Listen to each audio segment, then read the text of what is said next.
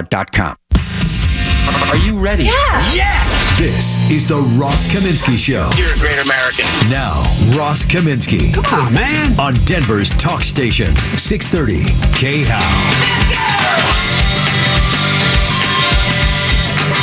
All right, here we are again. I'm Ross. Thanks so much for being here. It feels like I was just here a few minutes ago. I don't know where that day went yesterday.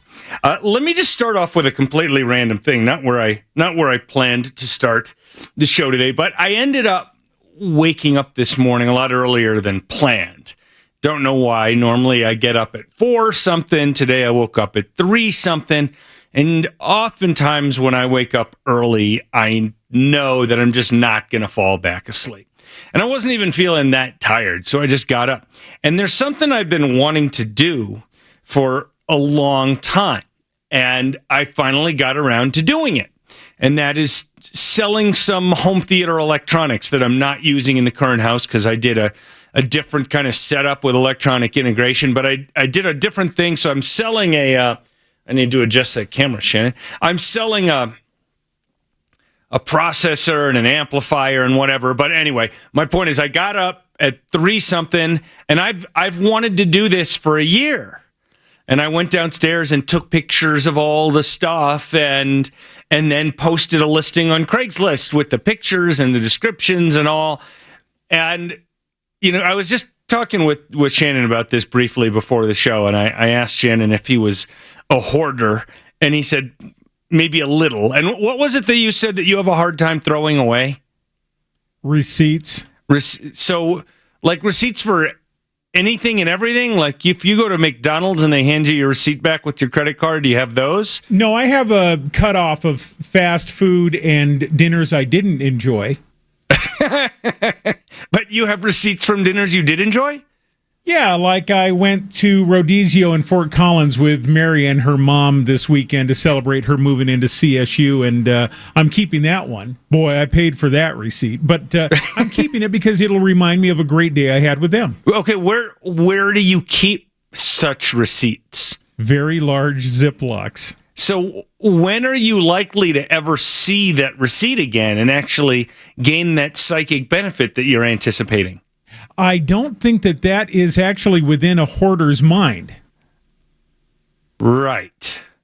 So what would it take for us to have an intervention with you and get you to throw away all these Ziploc bags of receipts, except for perhaps expensive electronics where you need the receipt for warranty purposes? Dude, there's been so many interventions in my life. I just keep the folding chairs in the living room. Oh my gosh! All right. Yeah, my thing I think has been electronic equipment, and obviously I don't have lots and lots of it, but it sort of takes up a lot of space, and I love all this stuff, and even if I'm not using it, it's hard to sell it. But I'm getting past all that, so I've listed some really really good older kind of classic stereo gear for sale, and then this morning I listed that home theater stuff for sale, and it's good. It's kind of like going on a bit of a cleanse, you know. It's like Mark and Suzanne Major. They do this weird fasting thing from time to time, and you know it sort of cleans out their systems. That's kind of how I'm feeling about selling some of this stuff. We'll see if anyone nibbles. You know, it's not sold until it's sold, and especially the older stuff that I'm selling is a little bit harder to sell. The new stuff probably won't be too bad. Is it National Anything Day today that you happen to look up? It's National Kiss and Makeup Day. Really? I'm not doing that with you. How about Banana Split Day? All right. Not bad. Maybe a slightly overrated dessert, but good enough. I would have a banana split. I'm more just a straight up hot fudge sundae kind of guy, or the Dairy Queen peanut butter parfait. But anyway, it's also Whiskey Sour Day. That was my grandmother's favorite. It's not just for breakfast anymore. National Park Service Day. Really? How many national days are there today 6. On your little screen? 6? What are the other? How many of them have you given us so far? Here's the last one, Second-Hand Wardrobe Day. That's almost in line with what we're talking about here. I do have a few shirts, maybe a couple of suits, although I don't think the suits fit me incredibly well anymore, from like the 1980s and early 90s, like especially when I was going to nightclubs and I was a part owner of a nightclub, go out dressed up nice with the anticipation of meeting a girl and then not doing so. And then I still have some of that. But you know what? I actually want to ask you a question. I want to ask, I don't mean you, Shannon. I mean everybody else. And I would love to get your response by either text at 57739 or email at ross@khow.com. And I'm going to share some of the good answers on the show. Here's my question for you. What is it that you keep too much of? What is it that you have that you should be throwing away or selling, but you don't, and you just keep them, and you become, to more or less of a degree, a bit of a hoarder? I mean, you could be just a huge hoarder. As far as I know, your house could be just full of random stuff going all the way back to the Nixon presidency. I have no idea. Shannon claims not to be that much of a hoarder. You have a receipt in your hand? I have many receipts in my hand. All right. Is any one of those receipts for something over $50 that isn't food? Sorry, give me a second. What's this one? Let me repeat I can't even tell $70 for something. $70 for something. All right. So why don't it says server on it and then join our team. I don't even know what restaurant this is. Oh, I bet it was Texas Roadhouse, because yeah, exactly. That's where you would spend $70. Yeah, I bet it was Texas Roadhouse. You think? Maybe? You nailed it. That's really funny. All right, what I need you to do now, Shannon, is to go get that big trash can from the corner of the room. Here's the big one for the cooler. I don't even want to talk about it. Oh, man, Shannon just got a fancy new cooler from OtterBox, from Otter. I saw it the other day, and I knew it was his new toy. That the things that Shannon appreciates and has in his life are somewhat different from the things that I have in my life, but I could tell he was all aglow from his new cooler. So what I want you to do, you could keep the receipt for the cooler, but I want you to get that big trash can from the corner and bring it over near you so I can see it, and throw all of those receipts except for the cooler into it. What do you think? Not a chance. Do you need some help? No, I'll trade you. Here goes a Papa John's. All right, there's one. The first step towards fixing a problem, Shannon, is admitting that you've got one. Oh, I love admitting my problems. Okay, you have a problem. You just don't care to fix it. It's just not that important. All right, here's my question. Oh, Ross, here's a text. Does Shannon also have a wallet the size of George Costanza's? I need to see a chiropractor. Because of your wallet? Yeah, and it's not because it's full of money, is it? Although Shannon does pretty good. Shannon makes a lot of money from all the sports stuff that he does. We barely pay him anything here at the station. Is that your wallet? Well, let me see it. I've never seen your wallet. Well, I don't use it for much. This is a Carhartt. I also have a Pelican. Pelican wallet. Oh, that's not nearly George Costanza size. No. All right. Here's my question for you again. What do you have in your house that you should be throwing away or selling? Don't call me. Email me, ross@khow.com, or text me at 57739 and let me know. All right, that was a really weird, random way to start the show. Oh, one other quick random note.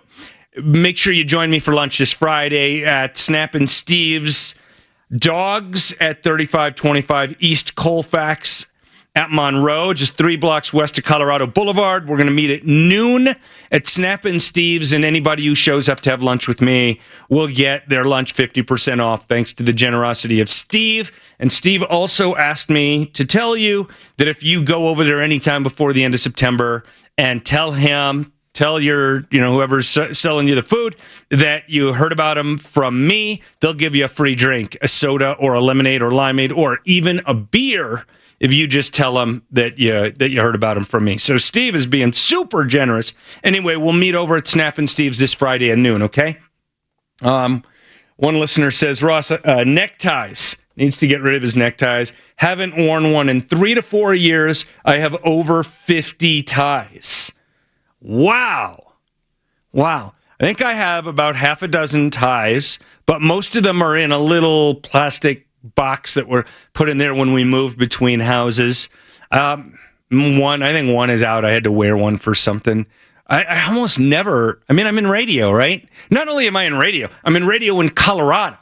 Like if you were in radio in Manhattan, let's say, right, and you were going to go meet somebody, some kind of business meeting, even in radio, you might, put on a nice shirt and a tie. But Colorado, we don't really do that. It's part of the appeal of Colorado. And for those of you listening on the East Coast right now, you can just be extra jealous of those. You only have to sound well-dressed.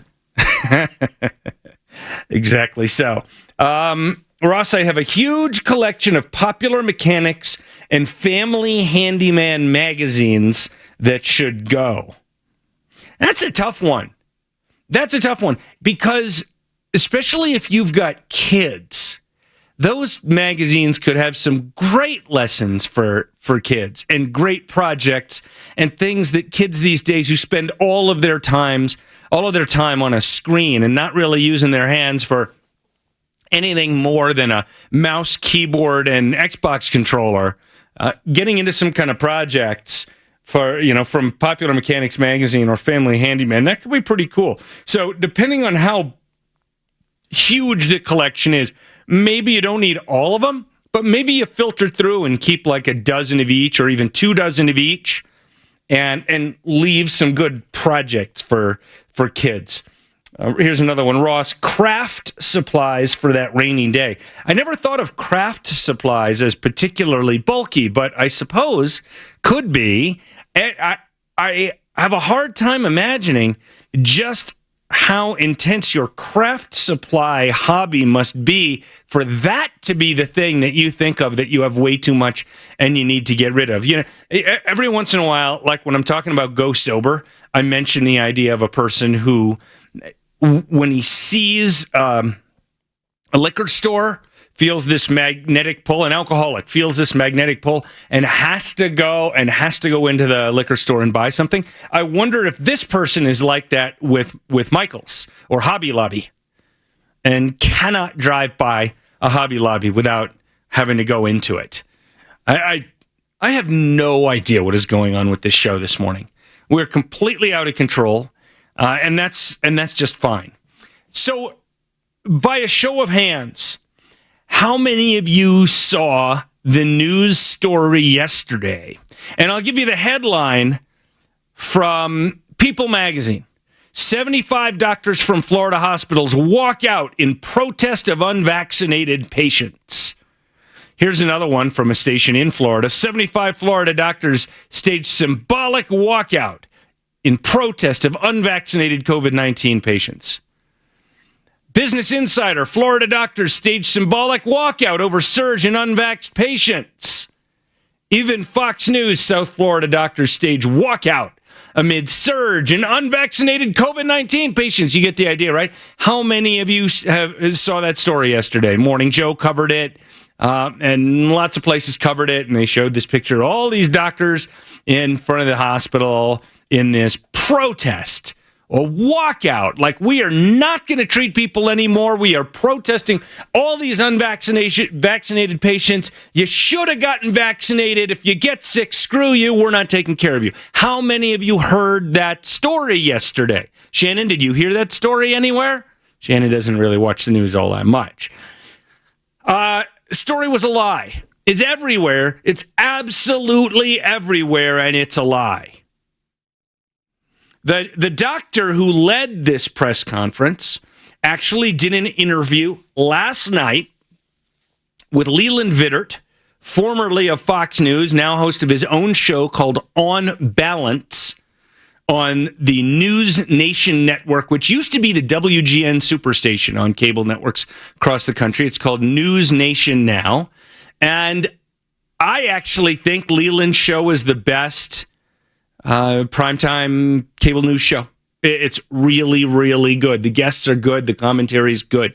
I think it's fantastic. Anyway, and I'm probably going to be on the show, by the way, on Friday. Fingers crossed. We'll see.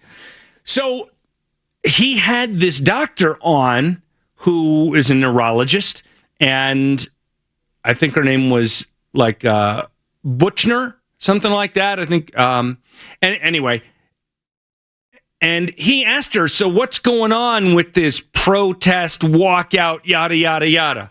Is that what really happened? And she said, no, that is not what happened. It's fake news. This woman's not political. She's just a doctor, right? She said all we were doing was coming out in a large group kind of before our workday started, early in the morning, and all we were trying to do was encourage people to get vaccinated. There was nothing more to it. It wasn't a walkout. It wasn't a protest. And she said, look, we take an oath as doctors that we're going to take care of people. And it was never in our minds and isn't in our minds now. And it never was a thing. It was never the briefest shadow crossing our minds that we would have said we're not going to take care of unvaccinated people with COVID. This had nothing to do with that. And it blew up across the whole country. Maybe in other countries too, this story got picked up. And it got picked up wrong everywhere as a walkout and a protest against unvaccinated patients. And I would bet that half the people listening to me right now heard this story yesterday. And I just want you to know it wasn't true. The doctor said she's getting death threats, and other doctors at the hospital are getting harassed and threatened and stuff like that because of a fake news story that just spread like wildfire. Absolute wildfire. And it was just not true. Crazy, huh? Absolutely crazy. Anyway, I just wanted to make sure you knew that because, like I said, that's a story that's just everywhere. All right, let me take 1 minute on another story here. So we haven't talked about every one of the cases, but court after court after court has been slapping down what I would loosely call the Biden administration's plan over our southern border, immigration plan.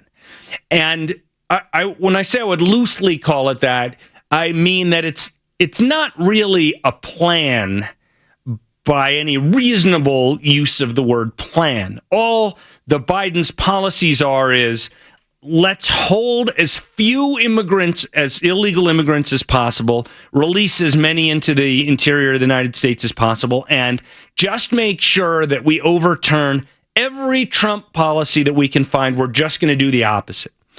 So yesterday, the Supreme Court upheld a lower court's ruling that reinstates the Remain in Mexico policy.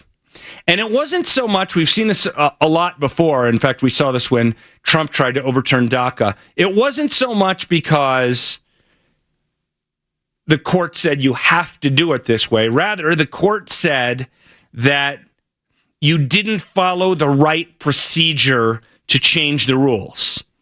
And it was 6-3, and all the conservatives on one side, even Roberts and Kavanaugh, got this one right. But it's going to be a very interesting thing. This Remain in Mexico policy was a hugely successful policy that was for a while supplanted by this other rule that allowed them to turn people away due to COVID risk.